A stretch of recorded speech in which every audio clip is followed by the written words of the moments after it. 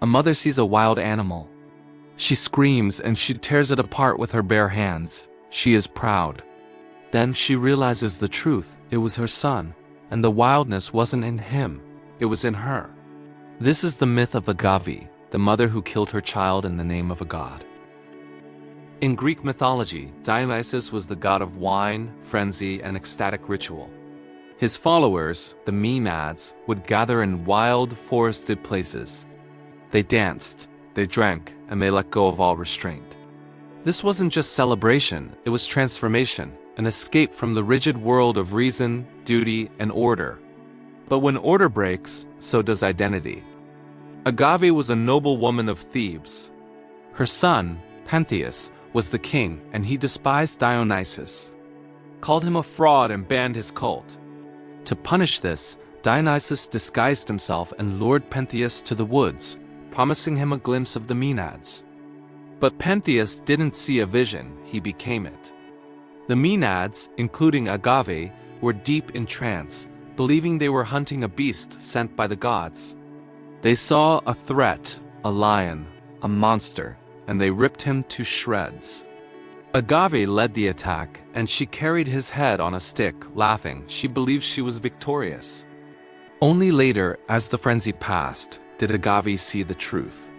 The lion's head was her son's. She hadn't protected him. She had murdered him. Not out of malice, but out of delusion. And not alone, but with a crowd. She was praised until she was cursed. And the horror wasn't just what she had done, it was that, for a moment, it had felt right. Agave's story is not just myth, it is a warning. When the crowd roars, when the ritual blinds, when identity dissolves into belief, you don't see your child, you see a threat, and your hands become the hands of the god you follow. This is the psychology of groupthink, of de-individuation. You lose your I and become we, and we can do terrible things with clean conscience. The Stoics taught don't follow the crowd, not because the crowd is always wrong, but because the crowd does not think. Seneca warned of mass hysteria, and Marcus Aurelius wrote, "The approval of the crowd means nothing if you disapprove of yourself. To live by virtue is not to follow, but to see, to remain clear when the world turns wild." Agave did not, and it cost her everything. Agave was not a monster, she was a mother, a believer, a citizen who trusted the ritual more than her own eyes. But maternal love is not immune to belief. It can be swallowed by it, twisted by it. The myth reminds us, you can love someone and still be part of what destroys them. The gods don't always appear as thunder or light. Sometimes they come as noise, wine, or frenzy. As stories we tell until we believe them, as rituals that blind more than they bless.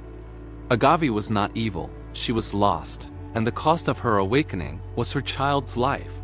So ask yourself, what would it take for you to mistake the thing you love for a threat? What would it take to tear it apart with your own hands and think you were righteous? Because that is the shadow of belief.